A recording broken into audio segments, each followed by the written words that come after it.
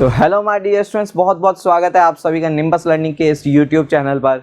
तो आप सभी डिप्लोमा धारक स्टूडेंट्स के लिए एक बहुत ही ज़बरदस्त खबर लेकर आया हूँ। इंडियन ऑयल कॉरपोरेशन लिमिटेड यानी IOCL आप सभी के लिए एक ज़बरदस्त नोटिफिकेशन लेकर आया है on the post of non executive personal. यानी नॉन एग्जीक्यूटिव पर्सनल में दो कैटेगरीज में रिक्रूटमेंट आपको IOCL लेकर आया है, जो कि देखने को मिलती है रिफाइनरीज डिवीजन में या पाइपलाइंस डिवीजन में। तो आप रिफाइनरीज डिवीजन के हिसाब से बात करें तो यहाँ पर जो पे स्केल रहने वाला है, एक अच्छा पे स्केल है 25,000 to 1,05,000। और वहीं पर मैं आपके पाइपलाइंस डिवीजन की बात करूँ तो उसमें भी आपको सेम पे स्केल देखने को मिलता है। तो मल्टीपल स्टेट्स में आपको जॉब देखने को मिलने वाली है, जैसे कि आप देख सकते हैं आपका रिफाइनरीज डिवीजन में आपको गुवाहाटी असम में, बरौनी बिहार में, वडोदरा गुजरात, हल्दिया वेस्ट बंगाल, मथुरा यूपी, पानीपत हरियाणा, डिगबॉय, यानी आपको मल्टीपल स्टेट्स में आपका कहीं पर भी प्लेसमेंट हो सकता है। बात करते हैं कौन कौन सी आपकी पोस्ट है जो आपको देखने को मिल रही है। तो अगर मैं सबसे पहले बात करूं तो आपको सबसे पहले प्रोडक्शन में देखने को मिलती है जूनियर इंजीनियरिंग असिस्टेंट, और उसके साथ में ही आपको P&U में जूनियर इंजीनियरिंग असिस्टेंट, उसके अलावा P&U ऑपरेशन मेंटेनेंस के अंदर JE असिस्टेंट, उसके अलावा इलेक्ट्रिकल के इंजीनियर्स के लिए आपको देखने को मिलती है जूनियर असिस्टेंट इंजीनियरिंग इलेक्ट्रिकल और जूनियर टेक्निकल असिस्टेंट। और उसके आगे बात करें तो मैकेनिकल के लिए भी जूनियर इंजीनियरिंग असिस्टेंट का अलग से पोस्टिंग दे रखा है। इंस्ट्रूमेंटेशन इंजीनियर्स को भी आपको प्रॉब्लम खबर देखने की जरूरत नहीं है, junior engineering assistant, instrumentation engineer, control analysis के अंदर, और उसी के साथ फायर एंड सेफ्टी। यानी आपको मल्टीपल स्ट्रीम्स के अंदर जॉब देखने को मिल रही है। अगर मैं टोटल नंबर ऑफ जॉब्स की बात करूं, अगर मैं टोटल नंबर ऑफ जॉब्स की बात करता हूं तो यहां पर आपको total number of jobs 400 jobs यानी 400 पोस्ट पर ये आपको रिक्रूटमेंट देखने को मिलता है। अगर हम बात करें इसके आगे तो यहाँ पर इंपॉर्टेंट आपको देखने को मिलता है। अगर मैं पाइपलाइंस डिवीजन के हिसाब से बात करूँ तो यहाँ पर आपको इलेक्ट्रिकल का इंजीनियरिंग असिस्टेंट का एक पोस्ट देखने को मिल रही है। उसके अलावा इंजीनियरिंग असिस्टेंट मैकेनिकल का, T&I में आपको इंजीनियरिंग असिस्टेंट की पोस्ट देखने को मिल रही है, उसी के साथ टेक्निकल अटेंडेंट 1। ओके, चलिए इसके आगे बात करते हैं। ये तो दोनों ही टाइप के पाइपलाइंस और रिफाइनरी डिवीजन के आपका बाइफर्केशन हो गया कि जॉब्स आपको कितनी देखने को मिल रही है। अगर हम उसके साथ बात करें कि आपके इसके अंदर रिक्रूटमेंट के साथ में आपको मिनिमम एजुकेशन क्वालिफिकेशन क्या चाहिए, तो उस मिनिमम एजुकेशन क्वालिफिकेशन की बात करते हैं।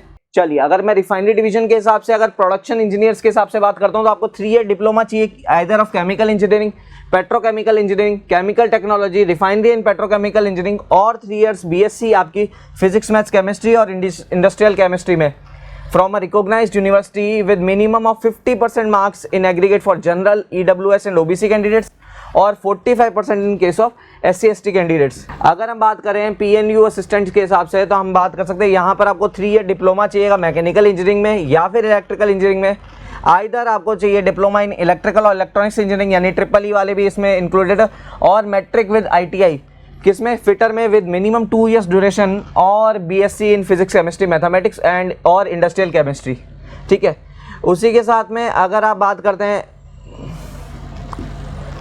P&U ऑपरेशन मेंटेनेंस के लिए तो इसमें 3 इयर्स डिप्लोमा चाहिए आपको इलेक्ट्रिकल इंजीनियरिंग में, या फिर डिप्लोमा चाहिए इलेक्ट्रिकल और इलेक्ट्रॉनिक्स इंजीनियरिंग में from a recognised institute with 50%। तो अगेन आपके पास यहाँ पर आपको देखने को मिल रहा है, अगेन वो परसेंटेज आपका फिक्स है। लेकिन उसके अलावा बात करें डिप्लोमा आपको चाहिएगा इलेक्ट्रिकल इंजीनियरिंग में या फिर इलेक्ट्रिकल और इलेक्ट्रॉनिक्स इंजीनियरिंग में। उसी के साथ हम बात करें जूनियर टेक्निकल असिस्टेंट 4 या फिर आपका junior electrical engineering assistant electrical में, तो यहाँ आपको 3 ईयर का डिप्लोमा चाहिए इलेक्ट्रिकल इंजीनियरिंग में, और या फिर डिप्लोमा चाहिए ट्रिपल E के अंदर। ठीक है, अगर हम बात करें जूनियर इंजीनियरिंग असिस्टेंट मैकेनिकल की तो 3 इयर्स डिप्लोमा चाहिए आपको मैकेनिकल इंजीनियरिंग में from a recognised university with minimum of 50% marks, और उसके या फिर आपके अलावा आपके पास क्या होनी चाहिए, मैट्रिक होनी चाहिए ITI में with fitter trade for minimum 2 year duration. Okay, उसके आगे हम बात करें आगे इंस्ट्रूमेंटेशन जूनियर इंजीनियरिंग असिस्टेंट की तो 3 ईयर डिप्लोमा चाहिए आपको इंस्ट्रूमेंटेशन इंजीनियरिंग में, या फिर इंस्ट्रूमेंटेशन एंड इलेक्ट्रॉनिक्स में, या फिर इंस्ट्रूमेंटेशन एंड कंट्रोल इंजीनियरिंग में, या फिर अप्लाइड इलेक्ट्रॉनिक्स में एंड इंस्ट्रूमेंटेशन इंजीनियरिंग में। ठीक है, अप्लाइड इलेक्ट्रॉनिक्स एंड इंस्ट्रूमेंटेशन में आपको ये आपका डिप्लोमा चाहिए, उसके अंदर वापस मार्क्स वही 50% है, और बाकी आपकी कैटेगरी वाइज आप देख सकते हैं 45% आपको देखने को मिल रहा है। अगर मैं क्वालिटी कंट्रोल यानी QC की बात करता हूं तो QC आपको BSc चाहिए फिजिक्स में, केमिस्ट्री में, या फिर इंडस्ट्रियल केमिस्ट्री में and mathematics from a recognised institute. Again percentage फिर से आपको 50% और 45% देखने को मिल रहा है। अगर मैं फायर एंड सेफ्टी की बात करता हूं तो उसके अंदर आपके पास मैट्रिक चाहिए और प्लस सब ऑफिसर्स कोर्स चाहिए NFSC नागपुर से, या फिर उसका इक्विवेलेंट कोई कोर्स हो तो वो भी चाहिएगा आपको। ठीक है, तो वो भी चलेगा। और आपके पास आपके पास हैवी व्हीकल का ड्राइविंग लाइसेंस तो कंपलसरी होना ही चाहिए इसके अंदर, ठीक है। इसमें कुछ फिजिकल स्टैंडर्ड्स है जो मेंशन्ड है, तो अगर आप इसके थ्रू आप इस फायर एंड सेफ्टी में जाते हो, ये फिजिकल स्टैंडर्ड्स आप चेक कर सकते हैं, ओके। पाइपलाइन डिविजन्स के हिसाब से बात करें तो जो आपका इलेक्ट्रिकल के हिसाब से इंजीनियरिंग असिस्टेंट है तो उसमें आपको 3 साल का पूरा डिप्लोमा चाहिए इलेक्ट्रिकल इंजीनियरिंग में या फिर इलेक्ट्रिकल एंड इलेक्ट्रॉनिक्स इंजीनियरिंग में विद 50% मार्क्स। उसके बाद में हम बात करें मैकेनिकल ग्रेड 4 के लिए, तो वहाँ पर आपको मैकेनिकल या ऑटोमोबाइल इंजीनियरिंग में आपके पास फुल टाइम डिप्लोमा होना चाहिए विद 50% मार्क्स। अगर हम बात करें इंजीनियरिंग असिस्टेंट T&I के अंदर, तो उसमें आपके पास डिप्लोमा होना चाहिए either of electronics and communication, electronics and telecommunication, electronics and radio communication, instrumentation and control, instrumentation and process control और इलेक्ट्रॉनिक्स इंजीनियरिंग में। तो इनमें से किसी भी डिवीजन में आपने अगर डिप्लोमा कर रखा है तो आप इसके लिए एलिजिबल है। अगर हम बात करें टेक्निकल अटेंडेंट के लिए, तो उसमें आपको मैट्रिक या 10th पास चाहिए और ITI या फिर ITI पास चाहिए, and ITI pass from a government recognised institute in specified ITI trades, okay. अब ITI की कौन कौन सी ट्रेड्स है वो आपके सामने लिख रखी है, ओके। लेट्स मूव, आगे चलते हैं, देखते हैं और हमारे लिए क्या इंपॉर्टेंट है इसके अंदर, क्या क्लॉज हमारे लिए इंपॉर्टेंट है। देखिए इसमें क्लियरली मेंशन्ड है कि BSc डिप्लोमा ITI और subjects as specified against respective post above only will be considered as eligible qualification. Diploma, BSc, ITI with other than specified branch subject shall not be considered.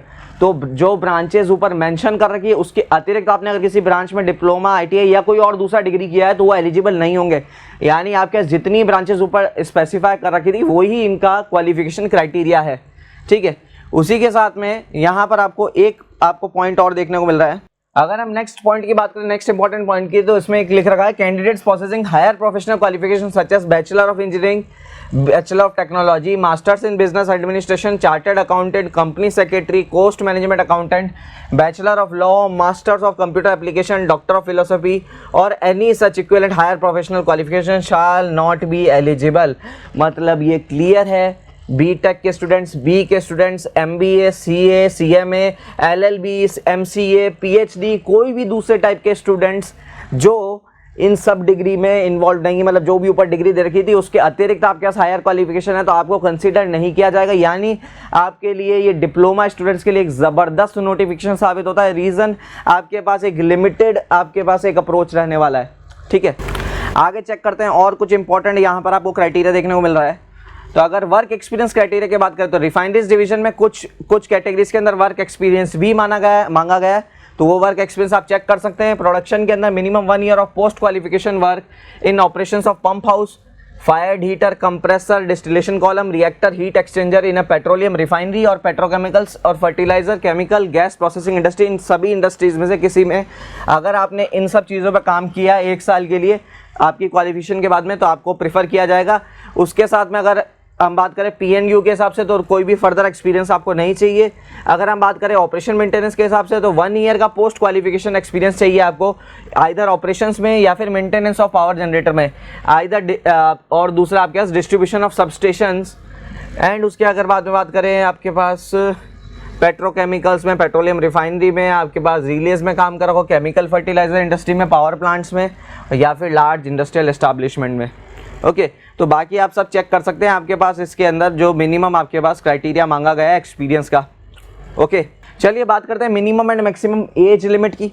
तो age limit की बात करें तो minimum 18 years का as इसमें mentioned है और maximum age 26 years हो सकती है अनरिजर्व कैंडिडेट के लिए 31 जुलाई 2024 तक।